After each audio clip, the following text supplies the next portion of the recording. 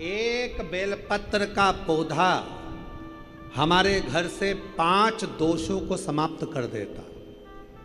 जरा ध्यान देना शिव पुराण की ओर। बेलपत्र का पौधा जिसके घर में होता है 5 दोष समाप्त कर देता है। पहला, वास्तु दोष को बेलपत्र का पौधा समाप्त कर देता है। दूसरा, पितृदोष को, वास्तु दोष पितृदोष को बेलपत्र का पौधा समाप्त कर देता है। तीसरे नंबर पर काल सर्प दोष को बेलपत्र का पौधा समाप्त कर देता है। चौथे नंबर पर अगर घर में वंश नहीं बढ़ रहा है, वंश की समाप्ति हो गई है, संतान का सुख किसी के यहाँ नहीं हो रहा, तो वो दोष, वंश दोष को भी वो नाश समाप्त कर देता है। और 5वें नंबर पर है, 5वें नंबर, यदि घर में कोई बहुत बड़ी बीमारी प्रवेश करने वाली है, बहुत बड़ी बीमारी आने वाली है, तो बेलपत्र का पौधा वो बीमारी को अपने ऊपर झेल कर तुम्हें उस बीमारी से मुक्त कर देता है।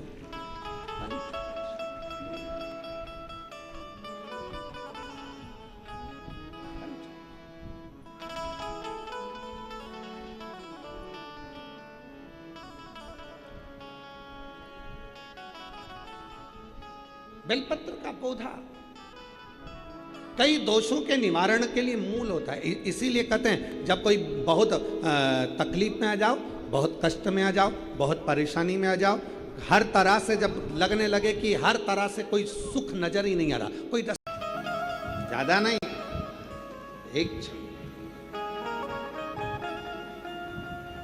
क्यों प्रदोष का व्रत आता है, क्यों शिवरात्रि आती है, क्यों सोमवार आता है, क्यों अमावस्या आती है, क्यों पूर्णिमा आती है?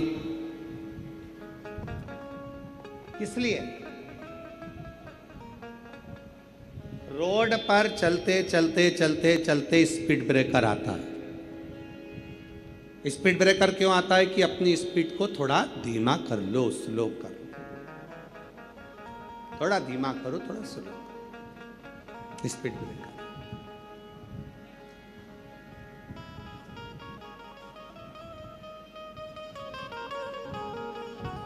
बीच बीच में पुलिस वाले भी खड़े रहते हैं, सीट बेल्ट लगाओ, हेलमेट लगाओ, सीट बेल्ट बांधो, हेलमेट लगाओ। बीच बीच में पुलिस भी खड़ी रहती है। किसके लिए? तुम्हारे लिए।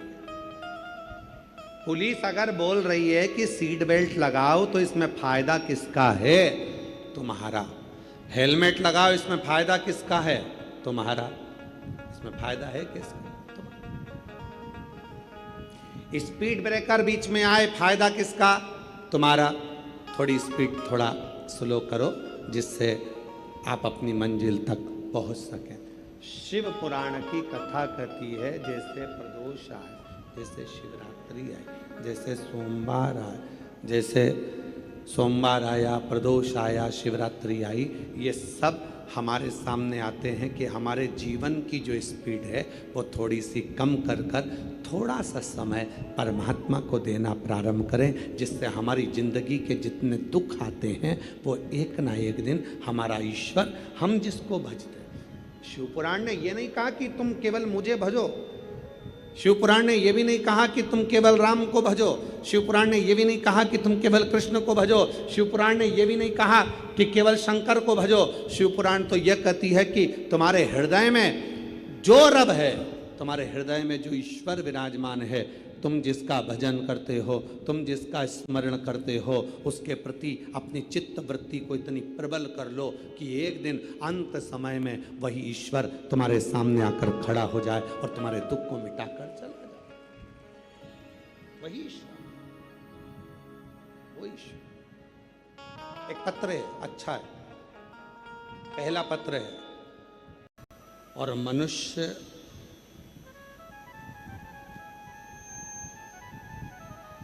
एक क्षण का भी अगर शिव तत्व प्राप्त कर ले, शिव महापुराण की कथा को प्राप्त कर ले, तो वो अपनी जिंदगी के सबसे कीमती हीरे परम तत्व शिव को प्राप्त कर लेता है। प्राप्ति का केंद्र बिंदु भगवान शंकर हो जाए। भक्ति मुक्ति के पथ को निश्चित कर देती है। भक्ति शंभु एक विश्वास, एक भरोसा, एक दृढ़ता हमें प्रभु के करीब में लेकर जाए। एक कथा आती है बड़ी सुंदर,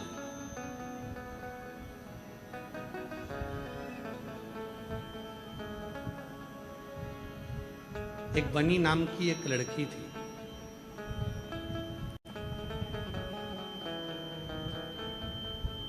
घर में रहती, माता पिता ने पाल पोस कर उसको बड़ा किया। आवाज नहीं आ रही भाई उधर पंडाल में। बनी नाम की एक लड़की थी। माता पिता ने उसको पाल पोस कर बड़ा किया।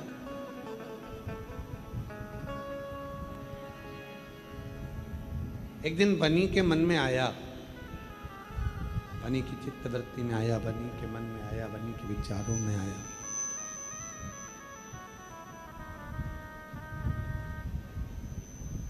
कि अपने माँ बाप की सेवा के लिए मैं विवाह नहीं करूंगी।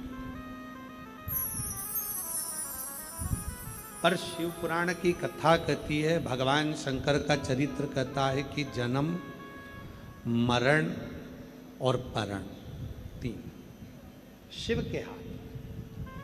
कब जन्म दिया, कब देना है, कब मृत्यु होगी, कब विवाह होगा, ये उसी के हाथ में निश्चित है। ये उसके हाथ, आपके और हमारे हाथ में ये कुछ भी नहीं। जन्म भी उसी के हाथ में, मरण भी उसी के हाथ में, परण भी उसी के हाथ में। आपके और हमारे हाथ में कुछ भी नहीं। बनी मन में विचार कर ली कि मेरे माँ बाप के, मेरे माता पिता की सेवा करूंगी और माँ बाप की सेवा के सिवा मैं विवाह नहीं करूंगी, मैं शादी नहीं करूंगी। पर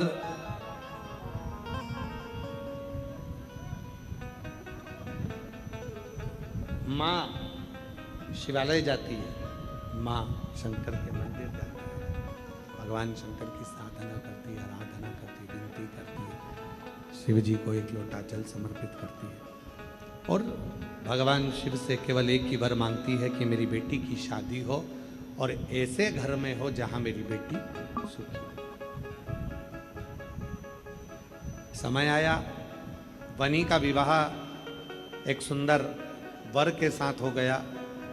बनी ने एक दिन अपनी माँ से कहा कि माँ, मैं भी मंदिर जाती हूँ और तू भी मंदिर जाती है, मैं भी भोलेनाथ जी से मांगती हूँ और तू भी भोलेनाथ जी से मांगती है, मैं भी विनय करती हूँ, तू भी विनय करती है, पर शिवजी ने, मैंने मांगा था कि मेरा विवाह ना हो और मैं अपने माँ बाप की सेवा करूँ, और तूने मांगा कि मेरी शादी हो जाए और तेरी बात पूरी हो गई और मेरी बात ना हुई। माँ ने जो कहा वो स्मरण करिएगा जरा। माँ कहती है अपनी बेटी से, बेटी सुनो, ऐसा नहीं है, शिव जी को किसी भी भाव से रिझाओगे, भगवान शंकर को किसी भी भाव से रिझाओगे, भगवान शंकर को किसी भी भाव से, और इनके भीतर शिव तत्व को जो जगाने का पुण्य है, उसके लिए आपको बहुत बहुत साधुवाद है। जोरदार ताली बजाएं अमरजीत सिंह जी के लिए, बहुत बहुत साधु।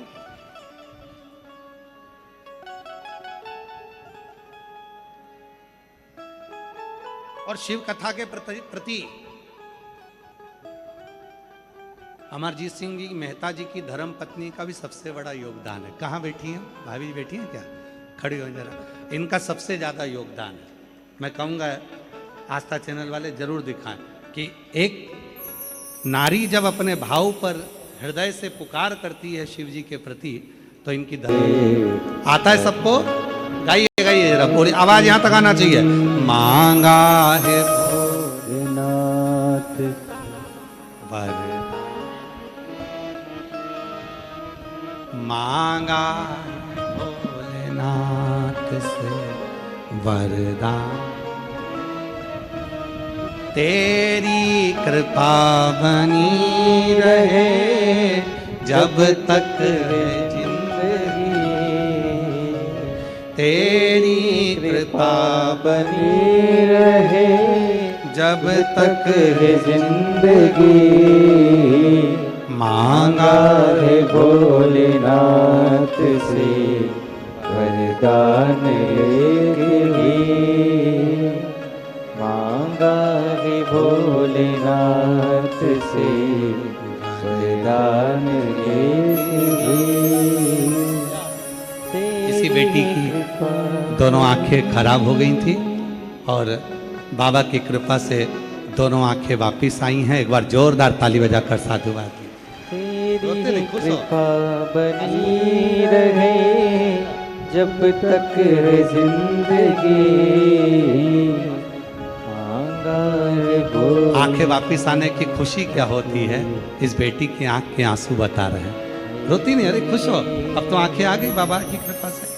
जोरदार ताली बजाए साधु।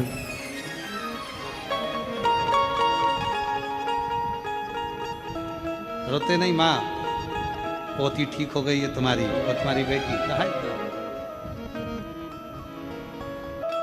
या शिव रुद्राक्ष,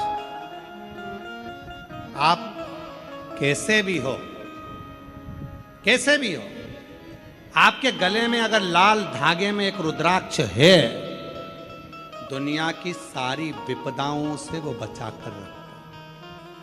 और यदि शिव की कृपा हो जाए, कभी सीहोर जाओ, कुबरेश्वर धाम से जो रुद्राक्ष लेकर आओ, उसको अपने गले में पहन कर रखो, धारण कर रखो। उस रुद्राक्ष का जल जब लगे कि मेरा शरीर ठीक नहीं है, रुद्राक्ष के जल को तांबे के कलश में रुद्राक्ष को डालो, पानी भरा हुआ शिव जी को चढ़ाओ, उस पानी का आचमन करना प्रारंभ करो।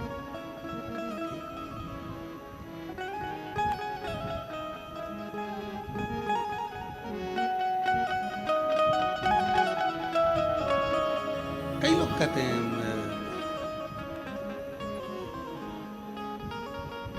लोग कहते हैं शमशान जाना तो रुद्राक्ष मत पहन कर जाना, हॉस्पिटल जाना तो ये रुद्राक्ष पहनकर मत जाना, बेकार काम में जाना तो रुद्राक्ष पहनकर मत जाना। शिव महापुराण की कथा कहती है, जैसे भी हो, कहीं पर भी जाओ, पर रुद्राक्ष तुम्हारे गले में रहना चाहिए।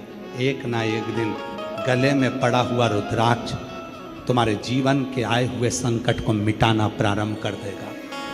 तुलसी की माला और रुद्राक्ष, ये दो ऐसे हैं जो हमारे अंतिम क्षण तक भी हमारा साथ देते हैं, हमारे हर पल करीब में रहते हैं। अंतिम क्षण। एक बिंदुक नाम का ब्राह्मण हुआ, पत्नी का नाम था चंचुला,